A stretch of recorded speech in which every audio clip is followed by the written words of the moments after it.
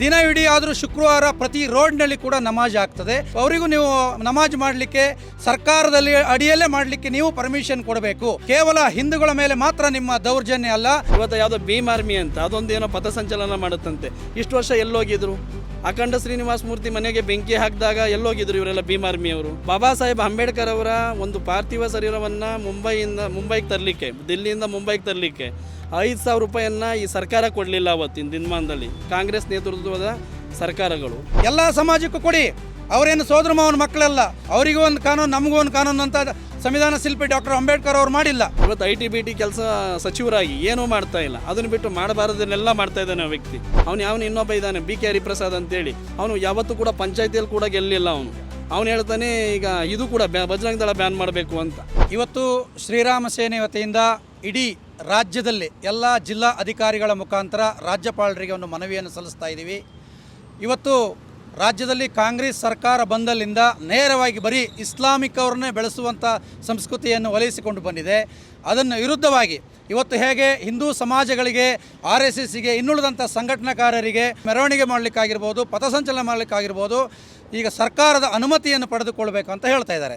ಆದರೆ ನಿಮ್ಮದೇ ಇಸ್ಲಾಮಿಕ್ ತುಷ್ಟೀಕರಣ ಪಕ್ಷದಲ್ಲಿ ದಿನವಿಡೀ ಆದರೂ ಶುಕ್ರವಾರ ಪ್ರತಿ ರೋಡ್ನಲ್ಲಿ ಕೂಡ ನಮಾಜ್ ಆಗ್ತದೆ. ನೀವು ಕೂಡ ಈ ಮುಸ್ಲಿಂ ಜನಾಂಗದವರಿಗೆ ನೀವು ಕೂಡ ಅನುಮತಿಯನ್ನು ತಗೊಂಡು ಅವರಿಗೂ ನೀವು ನಮಾಜ್ ಮಾಡಲಿಕ್ಕೆ ಸರ್ಕಾರದಲ್ಲಿ ಅಡಿಯಲ್ಲೇ ಮಾಡಲಿಕ್ಕೆ ನೀವು ಪರ್ಮಿಷನ್ ಕೊಡಬೇಕು. ಕೇವಲ ಹಿಂದೂಗಳ ಮೇಲೆ ಮಾತ್ರ ನಿಮ್ಮ ದೌರ್ಜನ್ಯ ಅಲ್ಲ, ಹಿಂದೂಗಳು ಕೂಡ ನಿಮಗೆ ಓಟ್ ಹಾಕಿದ್ದಾರೆ, ಅದನ್ನು ನೆನ್ಪಿಟ್ಕೋಬೇಕು. ಕೇವಲ ಮುಸ್ಲಿಮ್ಸರ ಓಟಲ್ಲಿ ಗೆದ್ದಿದ್ರೆ ನೀವು ಅವತ್ತು ಅಧಿಕಾರಕ್ಕೆ ಬರ್ತಿರಲಿಲ್ಲ. ಈ ಕರ್ನಾಟಕದ ಸಮಸ್ತ ಹಿಂದೂಗಳು ಕೂಡ ನಿಮಗೆ ಓಟ್ ಹಾಕಿದ್ದಾರೆ. ದಯವಿಟ್ಟು ಮುಖ್ಯಮಂತ್ರಿಗಳು ಮತ್ತು ಗೃಹ ಮಂತ್ರಿಗಳಿಗೆ ಹೇಳ್ತೀನಿ, ನೀವು ಇಸ್ಲಾಮಿಕ್ ತುಷ್ಟೀಕರಣವನ್ನು ಬಿಟ್ಟು ಈ ರಾಜ್ಯದ ಅಭಿವೃದ್ಧಿಗಾಗಿ ಸ್ಪಂದಿಸಬೇಕು. ಇವತ್ತು RSS ಮೇಲೆ ಪ್ರಿಯಾಂಕಾ ಖರ್ಗೆ ಅವರ ದಬ್ಬಾಳಿಕೆ ಸಾಕು. ನಿಮ್ಮ ತಂದೆಯವರು ಕೂಡ ಇದೇ ರೀತಿ ದಬ್ಬಾಳಿಕೆ ಮಾಡೋಕ್ಕೆ ಹೋಗಿ ಒಂದು ಬಾರಿ ಜಾಧವ್ ಅವರು ನಿಮ್ಮವ್ರನ್ನ ಸೋಲಿಸಿದ್ದು ನಮಗೆ ಗೊತ್ತಿದೆ. ನಿಮ್ಮದು ಕೂಡ ಅದೇ ಪರಿಸ್ಥಿತಿಯಾಗಿದೆ. RSSನ ಪಥಸಂಚಲನ ಆಗುತ್ತೆ, ಶ್ರೀರಾಮ ಸೇನೆಯ ಪಥಸಂಚಲನ ಆಗುತ್ತೆ ಅಂತ ಹೇಳ್ತಾ ಇದ್ದೀನಿ. ರಾಜ್ಯಪಾಲರಿಗೆ ನಾವು ಯಾಕೆ ಮನವಿಯನ್ನು ಕೊಡ್ತಾ ಇದ್ದೀವಿ ಅಂದರೆ, ಪ್ರತಿ ಮನವಿಯನ್ನು ಜಿಲ್ಲಾಧಿಕಾರಿಗಳ ಮುಖಾಂತರ ಮುಖ್ಯಮಂತ್ರಿ ಕೊಟ್ಟರೆ ಅದು ಜಿಲ್ಲಾಧಿಕಾರಿಗಳ ಟೇಬಲಲ್ಲಿ ಮಾತ್ರ ಇದೆ. ಯಾಕಂದರೆ ಜಿಲ್ಲಾಧಿಕಾರಿಗಳು ಕೂಡ ರಾಜಕೀಯ ಮುಖ್ಯಮಂತ್ರಿ ಅಂಡರಲ್ಲಿ ಇರೋದ್ರಿಂದ ಯಾವುದೇ ರೀತಿಯಿಂದ ನಮಗೆ ನ್ಯಾಯ ಸಿಗ್ತಾ ಇಲ್ಲ. ಈಗಾಗಲೇ 4-5 ಮನವಿಯನ್ನು ರಾಜ್ಯಪಾಲರಿಗೆ ಕೊಟ್ಟಿದ್ದೀವಿ. ಅವರು ಹೇಳಿದಾಗೆ ಶಾಂತಿಯುತವಾಗಿ ಬಂದು ಕೊಡ್ತಾ ಇದ್ದೀವಿ.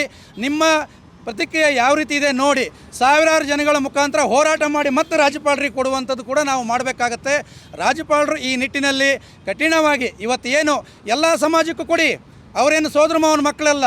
ಭಾರತ ದೇಶದಲ್ಲಿ ಇರುವವರು ಸಂವಿಧಾನ ಪಾಲನೆ ಮಾಡಿದರೆ ಅವರಿಗೂ ಒಂದು ಕಾನೂನು, ನಮಗೂ ಒಂದು ಕಾನೂನು ಅಂತ ಸಂವಿಧಾನ ಶಿಲ್ಪಿ ಡಾಕ್ಟರ್ ಅಂಬೇಡ್ಕರ್ ಅವರು ಮಾಡಿಲ್ಲ. ಹಾಗಾಗಿ ಹಿಂದೂಗಳಿಗೆ ಯಾವ ರೀತಿ ದೌರ್ಜನ್ಯ ಮಾಡ್ತಾಯಿದ್ರೆ ನಿಲ್ಲಿಸಬೇಕು. ಸರ್ವೇ ಜನಾಂಗದ ಶಾಂತಿಯ ತೋಟ ಅಂತ ದೊಡ್ಡ ಮಾತಾಡ್ತೀರಿ ವಿಧಾನಸೌಧ ಒಳಗಡೆ, ಅದನ್ನು ಉಳಿಸ್ಕೋಬೇಕು ರಾಜ್ಯ ಸರ್ಕಾರ ಅಂತ ಹೇಳ್ತಾ ಇದ್ದೀನಿ. ಇವತ್ತು ಕೊಟ್ಟಿರುವಂಥದ್ದು ಇಡೀ ಜಿಲ್ಲಾ ವ್ಯಾಪ್ತಿ ಕೊಟ್ಟಿದ್ದೀವಿ. ಸರ್ಕಾರಕ್ಕೂ ಕೂಡ ರಿಜಿಸ್ಟರ್ ಪೋಸ್ಟನ್ನು ಮಾಡ್ತಾಯಿದ್ದೀವಿ ಅಂತ ಈ ಮುಖಾಂತರ ತಿಳಿಸ್ತಾ ಇದ್ದೀನಿ ತಮಗೆ. ಏನು ಇವತ್ತು ಚಿತ್ತಾಪುರದಲ್ಲಿ RSS ಪಥಸಂಚಲನವನ್ನು ನಿಲ್ಲಿಸ್ತೀನಿ ಅಂತ ಹೇಳಿ ಪ್ರಿಯಾಂಕ್ ಖರ್ಗೆ ಅವರು ಭಾರಿ ಅಲ್ಲಿಂದ ಇಲ್ಲಿಗೆ, ಇಲ್ಲಿಂದ ಅಲ್ಲಿಗೆ, ಬೆಂಗಳೂರಿಂದ ಡಂಗೂರ ಹೊಡ್ಕೊಂಡು ಓಡಾಡೋದೇ ಆಯಿತು ಒಂದು. ಮತ್ತು ಮುಖ್ಯವಾಗಿ ಏನಂತಂದರೆ RSSನ್ನು ನೇರವಾಗಲಿ ಇಂದಿರಾ ಗಾಂಧಿ ಆಗಲಿ ಬ್ಯಾನ್ ಮಾಡೋಕ್ಕಾಗಲಿಲ್ಲ. ಅವರು ಕೂಡ ಪೆರೇಡ್ಗೆ ಅವಕಾಶ ಕೊಟ್ಟಿದ್ದರು. ಗಣರಾಜ್ಯೋತ್ಸವ ಪೆರೇಡ್ ಕರೆದು ಅವ್ರಿಗೆ ಆಹ್ವಾನ ಕೊಟ್ಟು ಪೆರೇಡ್ ಕೂಡ ಆಗಿದೆ. ಅಂಥವ್ರ ಕೈಲಿ ನಿರ್ಬಂಧ ಮಾಡಲಿಕ್ಕೆ ಆಗಲಿಲ್ಲ. ಮತ್ತು ನೀವೇನು ಮಾಡ್ತೀರಿ? ಅದು ರಿಪಬ್ಲಿಕ್ ಕಲಬುರಗಿ ಆಗಿದೆ. ಕಲಬುರಗಿ ಒಂದು ರೀತಿಯಲ್ಲಿ ಹೆಂಗೆ ಅಂತಂದರೆ ಅಪ್ಪ ಮಕ್ಕಳ ಹಿಡಿತದಲ್ಲಿದೆ. ಆ ರೋಡ್ಗಳ ಅವ್ಯವಸ್ಥೆ ಏನು ನೋಡಿ, ಫಸ್ಟು ಆ ಸರ್ಕಾರದ ಅಭಿವೃದ್ಧಿ ಮಾಡಿ, ಅದನ್ನು ಬಿಟ್ಟು ಆ ಸಂಘ ಮಾಡ್ತೀನಿ, ಈ ಸಂಘ ಮಾಡ್ತೀನಿ. ಇವತ್ತು ಯಾವುದೋ ಭೀಮ್ ಆರ್ಮಿ ಅಂತ ಅದೊಂದು ಏನೋ ಪಥಸಂಚಲನ ಮಾಡುತ್ತಂತೆ. ಇಷ್ಟು ವರ್ಷ ಎಲ್ಲೋಗಿದ್ರು? ಅಖಂಡ ಶ್ರೀನಿವಾಸ ಮೂರ್ತಿ ಮನೆಗೆ ಬೆಂಕಿ ಹಾಕಿದಾಗ ಎಲ್ಲೋಗಿದ್ರು ಇವರೆಲ್ಲ ಭೀಮ್ ಆರ್ಮಿಯವರು? ಬಾಬಾ ಸಾಹೇಬ್ ಅಂಬೇಡ್ಕರ್ ಅವರ ಒಂದು ಪಾರ್ಥಿವ ಶರೀರವನ್ನು ಮುಂಬೈಗೆ ತರಲಿಕ್ಕೆ, ದಿಲ್ಲಿಯಿಂದ ಮುಂಬೈಗೆ ತರಲಿಕ್ಕೆ 5,000 ರೂಪಾಯಿಯನ್ನು ಈ ಸರ್ಕಾರ ಕೊಡಲಿಲ್ಲ ಅವತ್ತಿನ ದಿನಮಾನದಲ್ಲಿ, ಕಾಂಗ್ರೆಸ್ ನೇತೃತ್ವದ ಸರ್ಕಾರಗಳು. ಹಾಗಾಗಿ ಇವತ್ತು RSSನ್ನು ಬ್ಯಾನ್ ಮಾಡ್ತೀನಿ ಅಂತ ಹೇಳೋ ನೀವು ಎಷ್ಟು ಮಟ್ಟಿಗೆ ಸರಿ ಇದೆ ನಿಮ್ಮ ಮಾತು? ಮತ್ತು ಮುಖ್ಯವಾಗಿ ಹೇಳಬೇಕಂತಂದರೆ RSSನ್ನು 100 ವರ್ಷ ಆಗಿದೆ, ಅವತ್ತಿಂದನೇ ತಡೆಯಲಿಕ್ಕಾಗಲಿಲ್ಲ. ಇವತ್ತೇನು ತಡೀತೀರಿ ನೀವು? ಇದು ಪ್ರಿಯಾಂಕಾ ಖರ್ಗೆಯ ಒಂದು ಉದ್ದಟತನ. ಹೋದ ಸಲ ಗೆದ್ದಿದ್ದು ಹೆಂಡ್ತಿಗೆ ಏನೋ ಹುಷಾರಿಲ್ಲ ಅಂತೇಳಿ ಅದ್ರ ಮೇಲೆ ಗೆದ್ದು ಬಂದಂಥ ವ್ಯಕ್ತಿ ಇವತ್ತು IT-BT ಕೆಲಸ ಸಚಿವರಾಗಿ ಏನೂ ಮಾಡ್ತಾ ಇಲ್ಲ. ಅದನ್ನು ಬಿಟ್ಟು ಮಾಡಬಾರದನ್ನೆಲ್ಲ ಮಾಡ್ತಾ ಇದ್ದಾನೆ ಆ ವ್ಯಕ್ತಿ. ದೊಡ್ಡ MNC ಕಂಪ್ನಿಗಳೆಲ್ಲ ಆಂಧ್ರ ಪ್ರದೇಶ, ತೆಲಂಗಾಣಕ್ಕೂ ಹೋಯ್ತು, ಬೇರೆ ಕಡೆಗೂ ಹೋಯ್ತು. ಈಗ ಇರೋವು ಕಿತ್ಕೊಂಡು ಹೋಗ್ತಾ ಇದ್ದಾವೆ ಇವಾಗ. ಅದನ್ನು ಮಟ್ಟು ಇನ್ನು ಮಿಕ್ಕಿದ್ದೆಲ್ಲ ಮಾಡ್ತಾ ಇದ್ದಾನೆ ಈ ವ್ಯಕ್ತಿ. RSS ಪಥಸಂಚಲನದಿಂದ ಇವನಿಗೇನು ಕಷ್ಟ?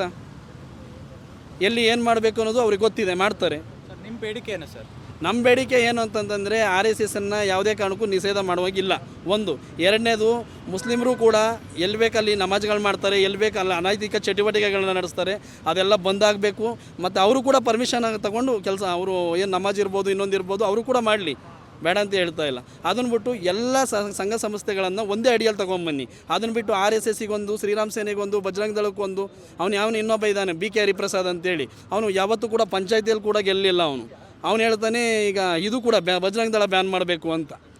ಮತ್ತು RSSು ಹಿಂದೂ ಸಂಘಟನೆಗಳೇನಿದೆ ಇವರೆಲ್ಲರೂ ಕೂಡ ಒಂದು ಕುಡ್ತಾ ಮಾಡಿ ಗಣಪತಿ ಉತ್ಸವದಲ್ಲಿ, ಮಾರಮ್ಮನ ಉತ್ಸವದಲ್ಲಿ ಡ್ಯಾನ್ಸ್ ಮಾಡ್ತಾರೆ ಅನ್ನೋ ಒಂದು ಹುಚ್ಚಟ ಹೇಳಿಕೆ ಕೊಟ್ಟಿದ್ದಾನೆ. ಮತ್ತು ಅವನ ಮನೆಯಿಂದ ಒಂದು ಹೆಂಗಸು ಫಾರಿನಲ್ಲಿ ಸಾಯಿತು, ಅದಕ್ಕೆ ಒಂದು ಉತ್ತರ ಕೊಡಬೇಕು ಅವರು. ಫಾರಿನಲ್ಲಿ ಹೋಗಿ ಸತ್ತಂಥದ್ದು ಯಾವ ಸಂಸ್ಕೃತಿ ಅದು? ಫಾರಿನಲ್ಲಿ ಹೇಗೆ ಸತ್ತರು? ಇದೆಲ್ಲ ಅವ್ರ ಮನೆಗಳಲ್ಲೇ ಇದೆ. ಆ ಸಂಸ್ಕೃತಿ ಇರೋದು ಕಾಂಗ್ರೆಸ್ಸಿನ ನೇತೃತ್ವದ ಕೆಲವು ಸಚಿವರುಗಳ ಮನೆಯಲ್ಲಿ, ಕೆಲವು MLAಗಳ ಮನೆಯಲ್ಲಿ ಆ ಸಂಸ್ಕೃತಿ ಇದೆ. ಅದು ಹಿಂದೂ ಸಂಘಟನೆಗಳಲ್ಲಾಗಲಿ, ಹಿಂದುತ್ವದ ಜನಾಂಗದ ಸಂಸ್ಥೆಗಳಲ್ಲಾಗಲಿ ಆ ಸಂಸ್ಕೃತಿ ಇಲ್ಲ ಅಂತ ಹೇಳಿಕ್ಕೆ ನಾನು ಇಷ್ಟಪಡ್ತೀನಿ. ಇವತ್ತು ಪ್ರಸ್ತುತ ರಾಜಕೀಯದಲ್ಲಿ ಏನು ನಡೀತಾ ಇದೆ, ರಾಜ್ಯದಲ್ಲಿ ಏನು ನಡೀತಾ ಇದೆ ಅಂತ ಅನ್ನೋದು ಎಲ್ರಿಗೂ ಗೊತ್ತಿರುವಂಥ ವಿಚಾರವಾಗಿದೆ. RSSನ ಉದ್ದೇಶಕ್ಕೂ ಅದೇ RSSನ್ನು ಮುಂದಿಟ್ಕೊಂಡು ಅದರ ಪಥಸಂಚಲನ ಮತ್ತು ಅದಕ್ಕೆ ಸಂಬಂಧಪಟ್ಟಂತೆ ಚಟುವಟಿಕೆಗಳಿಗೆ ಬ್ಯಾನ್ ಮಾಡಬೇಕು ಅಂಥೇಳಿ ಅದಕ್ಕೆ ಸಂಬಂಧಪಟ್ಟಂತೆ ರೂಲ್ಸನ್ನು ತಗೊಂಬಂದಿದ್ದಾರೆ. ಅದು ಬರೀ RSS ಮತ್ತು ಹಿಂದೂ ಸಂಘಟನೆಗಳು ಹಿಂದೂ ಹಬ್ಬಗಳಿಗೆ ಮಾತ್ರ ಅನ್ವಯ ಆಗ್ತಾ ಇದೆ ರಾಜ್ಯದಲ್ಲಿ. ಅದನ್ನು ಹೊರತುಪಡಿಸಿ ಅನ್ಯ ಕೊಮ್ಮಿನವರು ಮಾಡ್ತಕ್ಕಂಥ, ರಸ್ತೆಯಲ್ಲಿ ಮಾಡ್ತಕ್ಕಂಥ ನಮಾಜು ಮತ್ತು ಇನ್ನೊಂದಕ್ಕೆಲ್ಲದಕ್ಕೂ ಸಾರ್ವಜನಿಕ ಸ್ಥಳಗಳಲ್ಲಿ ಅವರೇನು ಅಡ್ಡಿಪಡಿಸಿ ಸಾರ್ವಜನಿಕರಿಗೆ ಓಡಾಟ ಮಾಡೋದಕ್ಕೆ ಎಲ್ಲದಕ್ಕೂ ಅಡ್ಡಿಪಡಿಸಿ ಮಾಡ್ತಾಯಿದ್ದಾರೆ, ಅದಕ್ಕೆ ಅನ್ವಯ ಆಗೋದಿಲ್ಲ. ಡಾಕ್ಟರ್ ಬಾಬಾಸಾಹೇಬ್ ಅಂಬೇಡ್ಕರ್ ಅವರು ಬರೆದಂಥ ಸಂವಿಧಾನದಲ್ಲಿ ಆರ್ಟಿಕಲ್ 14 ಪ್ರಕಾರ ಎಲ್ಲರಿಗೂ ಸಮಾನ ಕಾನೂನು ಅನ್ನೋದು ಉಲ್ಲೇಖ ಆಗಿದೆ. ಈ ಕಾನೂನನ್ನು ಮಾತಾಡುವಂಥ ಬೇರೆ ಬೇರೆ ಸಚಿವರು ಏನಿದ್ದಾರೆ, ಇವರು ಎಲ್ಲ ಧರ್ಮದವ್ರಿಗೂ ಅದೇ ಕಾನೂನನ್ನು ಅಪ್ಲೈ ಆಗೋ ರೀತಿಯಾಗಿ ನಡ್ಕೋಬೇಕಾಗ್ತದೆ. ಬರೀ RSSನ್ನು ಒಂದನ್ನು ಮತ್ತು ಹಿಂದೂ ಸಂಘಟನೆಗಳಿಗೆ, ಹಿಂದೂ ಹಬ್ಬಗಳಿಗೆ, ಹಿಂದೂ ಗಣಪತಿ ವಿಸರ್ಜನೆಗೆ ಇದಕ್ಕೆ ಸಂಬಂಧಪಟ್ಟಂತೆ ಮಾತ್ರ ನಿಯಮಾವಳಿಗಳನ್ನ ಕಟ್ಟುನಿಟ್ಟಾಗಿ ಪಾಲನೆ ಮಾಡಬೇಕು. ಮತ್ತು ಕಟ್ಟುನಿಟ್ಟಾಗಿ ಅವ್ರಗಳ ಮೇಲೆ ಏನಾದರೂ ಇದಾದರೆ, ಉಲ್ಲಂಘನೆ ಆದರೆ ಕೇಸ್ ಮಾಡುವಂಥದ್ದು, ಇನ್ನೊಂದು ಎಲ್ಲ ಪ್ರಕ್ರಿಯೆಗಳನ್ನ ಮಾಡ್ತಾರೆ. ಅದೇ ನಮಾಜ್ನ ಸಾರ್ವಜನಿಕವಾಗಿ ಮಾಡುವಂಥವ್ರ ಮೇಲೆ ಯಾವುದೇ ರೀತಿಯಾದಂಥ ಕ್ರಮಗಳಾಗ್ತಾ ಇಲ್ಲ. ಹಾಗಾಗಿ ಈ ಸಾರ್ವಜನಿಕ ಸ್ಥಳಗಳಲ್ಲಿ ನಮಾಜ್ ಮಾಡುವಂಥವ್ರ ವಿರುದ್ಧವಾಗಿ ಈ ಕಾನೂನು ಕ್ರಮವನ್ನು ಜಾರಿ ಮಾಡಬೇಕು ಅಂತ ಹೇಳಿ ನಾವು ಈ ಮುಖಾಂತರ ರಾಜ್ಯಪಾಲರಿಗೆ ಮನವಿಯನ್ನು ಕೊಡ್ತಾ ಇದ್ದೀವಿ.